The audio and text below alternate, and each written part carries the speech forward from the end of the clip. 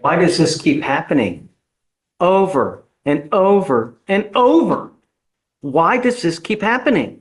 How many cases did you have last year? Welcome back, everyone. Today's case is a wild ride straight out of a Texas courtroom. On the surface, it looks like just another criminal trespass charge. But as you'll soon see, this defendant isn't just fighting the law, he's fighting a cycle of arrests, broken promises, and a life story filled with tragedy.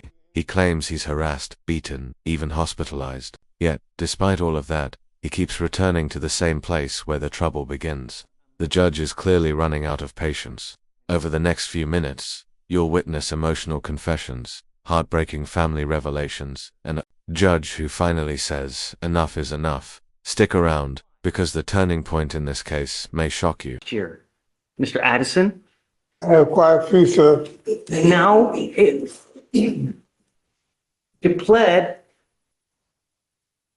on the 17th of December, and not 3 weeks later, you have now another criminal trespass.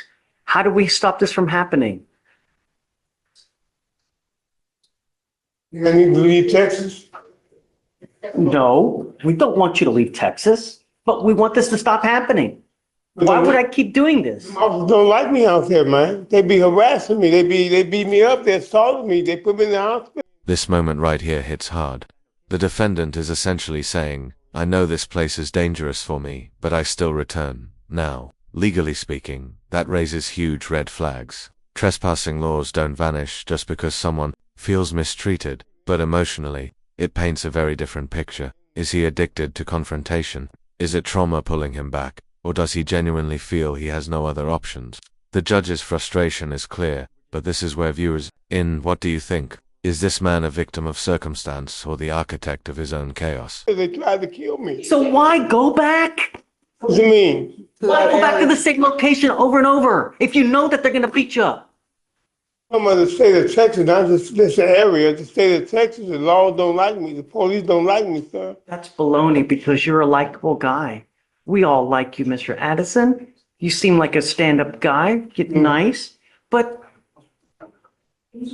you keep going back. Why would I keep doing this? You know, we hit you with the time served. We let you out. 2 weeks later, you pick up a new case. And it's been like that Did you for the catch last that? damn year. The judge just laid it all out. This isn't a one-time mistake. It's a pattern case after case, arrest after arrest, all within a single year. In the legal world, repeat offenses are the quickest way to destroy a judge's leniency. Judges want to believe people can change, but when you're back in the same chair every few weeks, their patience evaporates. At this point, the courtroom tension isn't about guilt, it's about whether the system has any more options left for him, and honestly, the judge sounds done.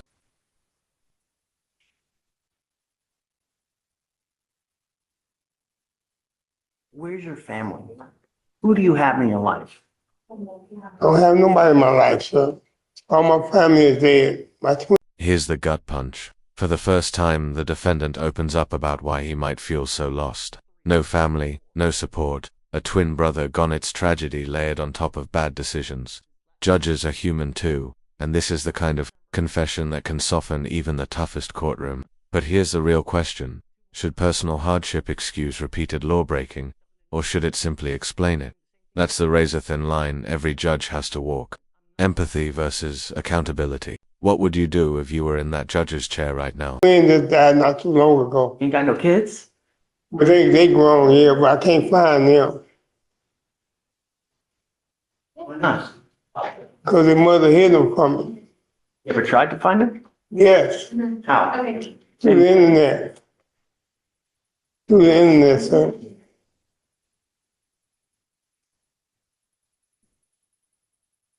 I don't know, Lori. We're doing the same shots over and over and over. And last year, 1, 2, 3, 4, 5, 6, 7, 8, 9 cases just last year. You pled at the end of December. January, you got a new case. We let you out.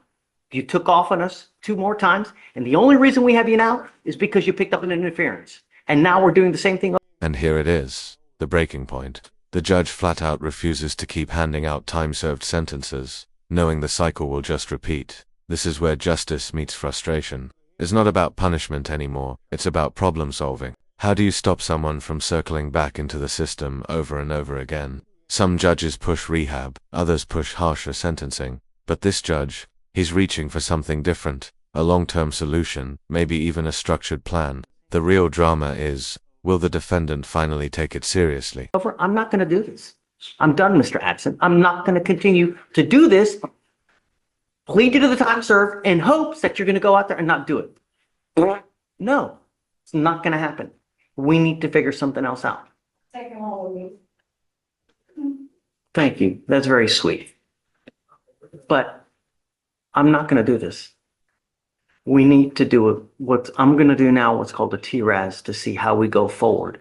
Because I don't know enough about you and what's going on in your life to figure out how we go forward so you stop picking up criminal cases.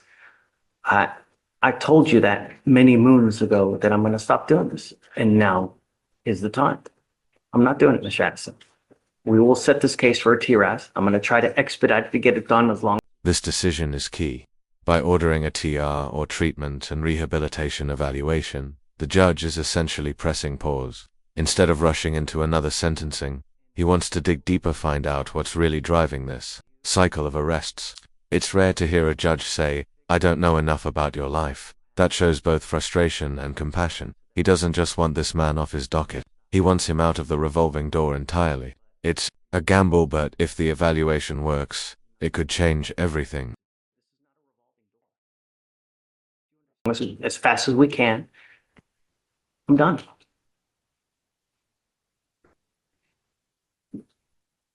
What I'd like to do, and the hope is that somehow you, me, and Lori can figure out what kind of family you have in the United States so that we can get you somewhere where you stop getting in trouble. But it's not working what we're doing. Powerful line. This is not a revolving door. That's courtroom gold right there. The judge is making it crystal clear. The law isn't just a reset button for people who refuse to change. It's a one-way street, and the exits get fewer every time you pass through. What we're seeing is a judge drawing a line in the sand, not out of cruelty, but out of necessity. Because if the system becomes predictable, if defendants think they can walk in, plead, and walk out, the law loses its bite. Do you agree with the judge's stance here? And I'm not going to continue to, this is not a revolving door. Do you understand, sir? Yes, yes, Your Honor. That's what we're going to do. So Lori, I'm sorry, but let's set it for a TRAS and we'll come back next week. Do you mind expediting it? It's obviously, Friday is just too soon, but perhaps maybe Monday we can get the TRAS done? Yeah. Thanks. All right. Mr. Beadle. I've got two matters.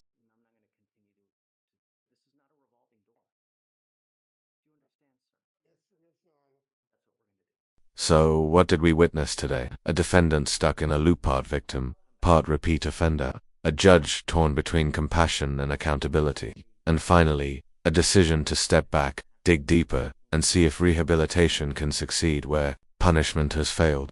This case isn't just about trespassing, it's about cycles of behavior, broken family ties, and the limits of courtroom patience.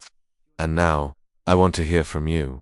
Was the judge too lenient, too patient, or just right? Drop your thoughts in the comments below. And if you found this case as shocking as we did, make sure to hit that like button, share this video with friends, and don't forget to subscribe for more jaw-dropping courtroom breakdowns. Until next time, stay sharp, stay curious, and keep questioning.